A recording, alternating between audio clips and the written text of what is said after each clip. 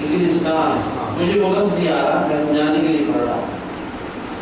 سرما ہے میری آنکھ میں نجف و حجاز، اللہ اکبر. چند مفروضات حضرت خواجہ نور محمد رحمۃ اللہ تعالیٰ علیہ نے ایک بار ارشاد فرمایا، لوگوں ہر کام کا دار و مدار ایمان پر ہے. نبی کریم صلی اللہ تعالی وسلم اور اپنے مرشد کی شفاعت قیامت کے دن کی جو ملے گی تو ایمان کی وجہ سے ملے گی. اگر ایمان نہیں رہا تو چاہے کوئی جمعے کو دن فوت ہو جائے یا رمضان کے دن بھی فوت ہو جائے، اگر ایمان نہیں تو اسے کوئی فائدہ حاصل نہیں ہوگا. پہلا اور آخری مدار ایمان ہے. بے شک فرمایا کہ شیخ مرشد مرید کو ذکر فکر اوراد کی تلقین کرتا ہے، اور جب وہ مرید ان اوراد اور ان وظائف کی پابندی نہیں کرتا، قضا کر دیتا ہے، تو پھر شیخ مرشد بھی اپنی نگاہ ہٹا دیتا ہے، اسے پہچانتا نہیں، کیونکہ اس نے دی ہوئی امانت کا خیال نہیں کیا. چاہے وہ بہت مدت تک اپنے پیر مرشد کے پاس بیٹھا ہو، خدمت کرتا رہا ہو، لیکن اس نے دی ہوئی امانت کا خیال نہیں رکھا، اس پر نگاہ نہیں پڑتی.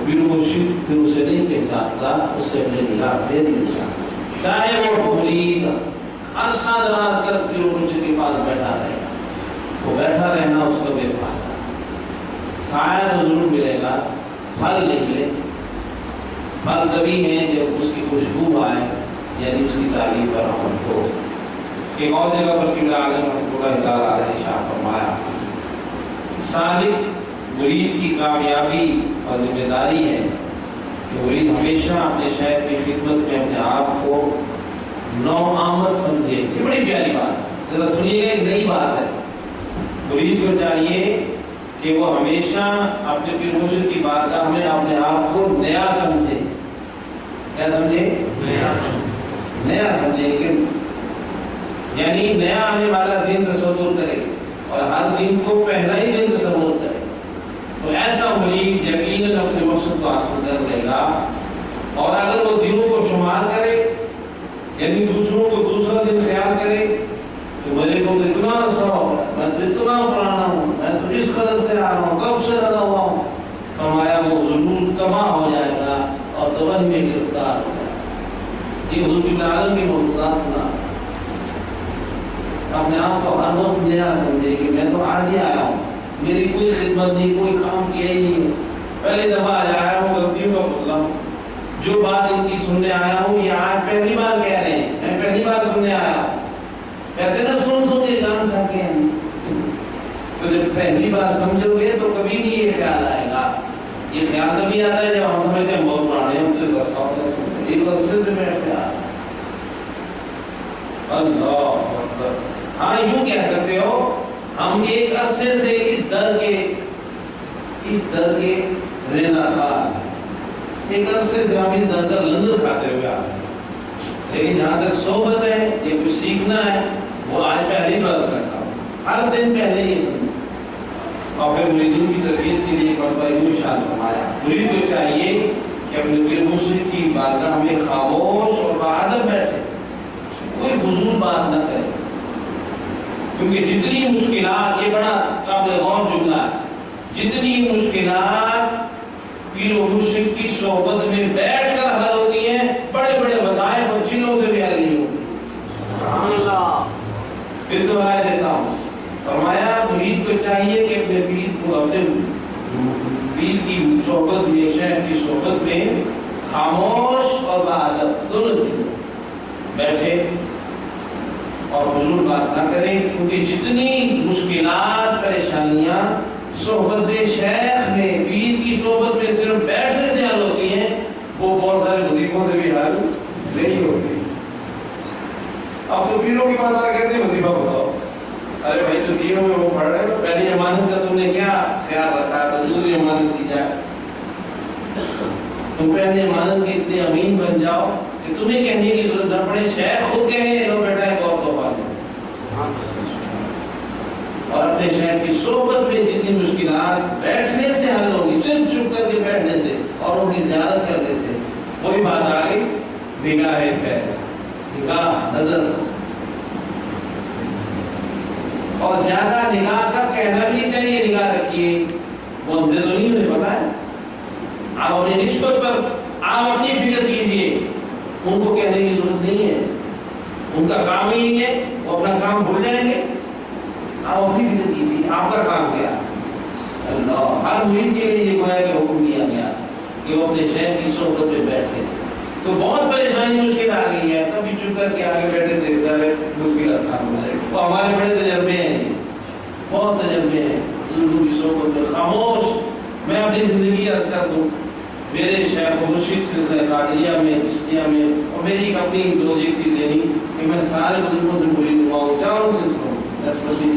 چشتیہ میں حضور خواجہ کریم بخش صاحب مہاجر، اور قادریہ میں آ کر حضور حضرت امیر اہل سنت مولانا محمد الیاس قادری دامت العالیہ کی بارگاہ میں مرید ہوا. اور نقشبندیہ میں سرہند شریف سے ایک بزرگ آیا کرتے تھے، ان سے بھی شرف پیدا ہو انتقال فرما گئے. انہوں نے مجھے کہا تھا کہ میرے وصال کے بعد کسی سے دوبارہ تجدید بیعت کرنا نقشبندی سلسلے میں. تو میں پریشان تھا کوئی خالص نقشبندی ہو جس کی میں کہوں کوئی سلسلہ نہ ہو، ایسا کوئی ملے. تو اس سال عمرے پہ والد صاحب کے ساتھ مدینہ شریف میں تھا، تو عین ریاض الجنہ میں ایک نقشبندی ترکی بزرگ نے الحمدللہ سلسلہ نقشبندیہ میں مرید کیا. پھر صحبتی بزرگ سے بھی اس طرح. تو پھر ایک خواہش تھی کہ کوئی بزرگ ایسا ملے جس سے چاروں سلسلے مل جائے. تو اللہ تعالیٰ نے کرم کیا، حضور سید السادات حضرت سید احمد البخاری رحمۃ اللہ علیہ 4 نہیں ان کے بعد 21 سلسلے، اور انہوں نے گناہگار کو سر پہ پیر دی، صحبت ملی. اور میں بات کرنے جا رہا تھا کسی بھی شہر کی صحبت میں اپنی بات کر رہا ہوں، مجھ جیسا ایک کم ظرف اور انتہائی گناہگار سے آکار آدمی یہ حال ہے. آپ اپنے اعلیٰ ظرفوں کو بھی توڑ لیجیے، مجھ جیسا کم ظرف اور مولوی ظرف کا آدمی لیکن بزرگوں کی بارگاہ میں جاتا تھا. آج تک نہ حضور خواجہ کریم بخش صاحب کی بارگاہ میں، نہ حضور قبلہ امیر اہل سنت کی بارگاہ میں، نہ حضور سید قبلہ احمد الیاس اور جتنے بزرگوں کی سب اپنے دادا حضور سنا ہے کہیں آج تک کسی مشکل کو بتایا نہیں، کوئی پریشانی آئی ہے اتفاق ایسا ہوا ہے کہ ان کے اگلے لفظوں میں وہی بات آتی ہے، یا تو انہوں نے کوئی علاج بتا دیا، یا انہوں نے دعا کر دی، یا انہوں نے خود ہی پوچھ لیا جو ہے اللہ اتنی مہربانیاں۔ اور آپ کا کوئی بھی شیخ مشکل ہے، آپ بھی تھوڑا سا ایسا کر کے تو دیکھیں، 2 بار اپنے دل کو مضبوط کریں، مہربانی ہو جائے گی، بند دروازہ کھل جائے گا۔ آپ اگر سمجھ لیں کہ یہ دروازہ ایسا سیکھ پہ ہے کہ یہ نہیں کھلے گا، وہ کھل جائے گا۔ آپ کھولنے کے طریقے پر تو آئیں، آپ اور چابیاں لگاتے رہتے ہیں تو تالا خراب ہوگا اور بگڑ جائے گا۔ بہرحال مرید کے لیے آداب فرمائے، جو خاصا فرماتے ہیں فقراء کا کام تو ہر کسی نیک بات کہنا اور دعا دینا ہے، یہ بات سمجھو۔ درویشوں کا کام لوگوں کو دعا دے دینا، تسلی دینا، باقی جو اس کے مقدر میں ہوتا ہے وہ ہو جاتا ہے۔ اللہ تعالیٰ کے کام میں تو کسی نبی یا ولی کو بھی دخل نہیں ہے، اس کا معاملہ ہے، فیصلہ ہے۔ بعض معاملے ایسے ہوتے ہیں کہ وہ اس بندے کے لیے بہتر ہوتے ہیں، اس میں کوئی نبی ولی بھی سفارت نہیں کرتے، خاموش ہو جاتے ہیں، اس میں مجبور نہیں کرنا چاہیے، ایسا ہی ہو ابھی ہو، دعا دے دینا ان کا کام، باقی اللہ تعالیٰ بہتر فرماتا ہے۔ لیکن یہ بات بھی ہے کہ جو مقدر میں نہیں ہے تو بزرگوں کی بارگاہ سے ملتا ہے نا، لیکن جب اتنا یقین ہے تو پھر یہ بھی یقین کرو کہ جو نہیں مل رہا ہے وہی بہتر ہے، جو نہیں مل رہا ہے، نہیں ہو رہا ہے، وہی بہتر ہے، اس پر ایمان رکھ لے اور اس پر صبر کر لے۔ کیونکہ خداوند عالم اپنے کام کبھی جمال سے فرماتا ہے اور کبھی جلال سے فرماتا ہے، تو اس کے جمال و جلال میں کسی کو مخل ہونے کی اجازت نہیں ہوتی۔ اللہ تعالیٰ ہمیں اپنے بزرگوں کی ان تعلیمات پر عمل کرنے کی توفیق عطا فرمائے۔ میرا آج کا درس اس پر مکمل ہوتا ہے۔ اللہ اپنے محبوب کا عشق عطا فرمائے، اپنا اپنے پیاروں کا عشق نصیب فرمائے، اور اللہ کا عشق، حضور کا عشق، اللہ والوں کا عشق، یہ کوئی علیحدہ علیحدہ نہیں ہے، یہ تینوں ایک ہی بات ہے۔ کسی کے عشق میں بھی مبتلا ہو جائے، اپنی زندگی صرف کر ڈالے، یہی عشق ہے، پھر پرواہ نہیں۔ اور لیکن ایک معذور ہوگا کہ جس سے عشق کرنے جا رہے ہو اس کو اتنا دیکھ لو کہ وہ ڈاکو نہ ہو، ڈاکو سے عشق کر لیا تو لوٹ سب کچھ جائے گا، ملے گا کچھ بھی نہیں، تو ڈاکو نہ ہو، تو عزت بھی لوٹ جائے، مال بھی لوٹ جائے، سب کچھ چلا جائے، اور پھر کہو جی آپ کے کہنے پہ ہمیں کیا تھا۔ لیکن عشق حقیقی ہو تو بعض اوقات جٹ لوگوں نے تو ڈاکوؤں سے عشق کیا، اللہ نے وہیں سے ان کو دیا۔ بغداد شریف کا حضور عثمان کے زمانے کا واقعہ، ایک مرتبہ کسی عالم نے بیان کیا کہ کسی کو پیر پکڑو، بے پیرے نہ رہو، اور پیر کی نشانی یہ ہے کہ اس کے چہرے پہ رونق ہو، ایسا ایسا ہو۔ عالم صاحب نے بیان کیا، ایک ہمارے بھائی میں جیسا ایک جٹ بیچارہ کوئی وہ پیر کی تلاش میں نکلا، رات کے سناٹے میں کوئی آدمی رومال منہ پر ڈالے گزر رہا تھا، اس نے پکڑ لیا، میرے کو مرید کر لو، تمہیں پوری نشانیاں ہیں جو پیر کی ہوتی کامل ہو، بس میرے کو مرید کرو، میں تمہارے لیے اپنے آپ کو پیش کرتا ہوں بیعت کے لیے۔ آپ وہ تھر تھر کانپنے لگا اور پھر کہنے لگا بھائی میں ڈاکو ہوں، رات کو چوری ڈکیتی کرنے کے لیے نہیں کر رہا ہوں، پیر نہیں ہوں میں۔ اس نے کہا یہی تو نشانی بتائی تھی اس نے، وہ پیر ہوتے ہیں جو اپنے آپ کو پیر بتاتے نہیں ہیں، اور پکا ہو گئے۔ اللہ جب اس نے کچھ نہ کیا تو اس ڈاکو نے کہا کہ کس سے چکما کیا جائے۔ اس نے کہا اچھا تم ایسا کرو، مرید ایسے کھڑا ہو جاتے ہیں، اس پہ شرائط ہے، ٹائم لگے گا۔ کیا شرائط ہے؟ بولے یہ وظیفہ ہے، ادھر بیٹھ کے پڑھو، ہم اتنے دن کے بعد آئیں گے، پھر تم کو ہم یہی مرید کریں گے، اور ادھر سے ہلنا نہیں۔ سرکار آپ کو بیٹھ کے چوراہے پہ وظیفہ پڑھ رہا ہے، اور کوئی بھی آ کے کہہ رہا ہے کیوں بیٹھے ہو؟ میرا پیر آنے والا ہے، میں اس سے مرید ہوں گا، میں کسی کو اپنا دل دے بیٹھا ہوں، اس کے ہاتھ پر بیٹھ گئے۔ اب 10-12 دن، مہینہ، کتنے دن دے کے گیا، خود چور ڈکیت وہ جان چھڑا کر بھاگ گیا، اور کہا چلو جان چھٹی، اب میں اپنے کام کو وجوہیہ کرتا رہا، ٹکنیاں کرتا رہا، کرتے کرتے کرتے کرتے ایک دن حضور غوث پاک رضی اللہ تعالیٰ عنہ کی بارگاہ میں آپ کی نالین اقدس چوری کرنے کے لیے پہنچ گئے. آپ کی جوتے مبارکہ پر ہیرے ٹکے ہوئے تھے. ایک دور تھا آپ کی شہنشاہیت کا، اللہ کا حکم یہی تھا ایک جوتا بھی چوری کرو تو نسلیں کھائیں گی. بیٹھ گیا، اللہ اکبر.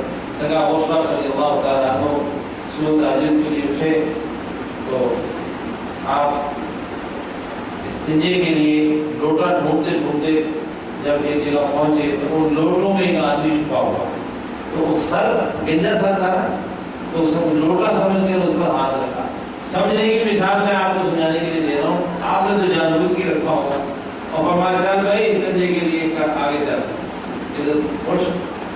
تو اس نے سر اٹھایا، حضرت میرا بھائی چلو تم ادھر کیسے بیٹھے، چلو لوٹا پکڑو میرے ساتھ چلو. لوٹا اٹھایا، پیچھے پیچھے سے کھا ہو پا کہنے لگا یہ آج صحیح اٹھاؤ. آپ آگے آگے چلتے ہیں، جتنے قدم چل رہے ہیں اور اس کے دل کی صفائی فرما رہے ہیں. سبحان اللہ. وہ استنجا کرنے نہیں، اس کی صفائی کرنے کے لیے لے کے جاتے ہیں.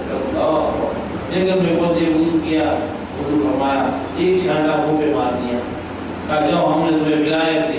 سبحان اللہ. حضرت میں تو ڈاکو ہوں، چور ہوں، کہا وہ تھے آپ تو بری ہو.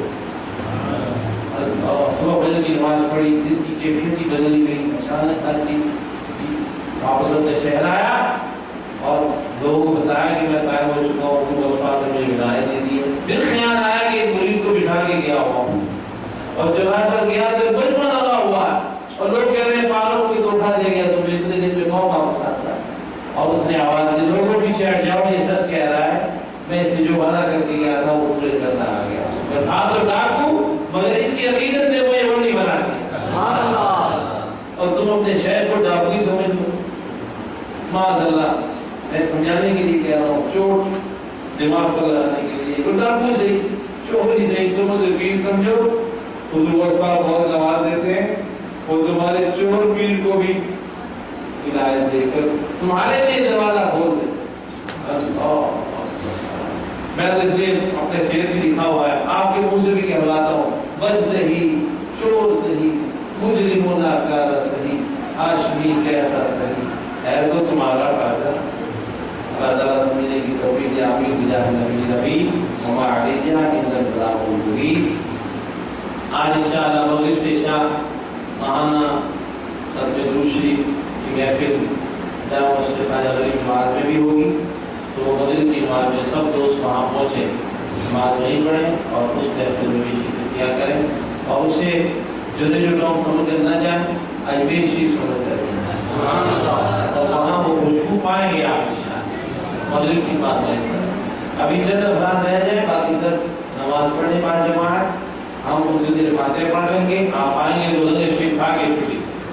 السلام علیکم ورحمۃ اللہ وبرکاتہ. نماز بعد نماز پڑھیے، 2 منٹ رہ لیں، نماز پڑھ کے فوراً واپس آئیے تاکہ فوراً انہیں سے کھائے، اس میں تاخیر نہ ہو.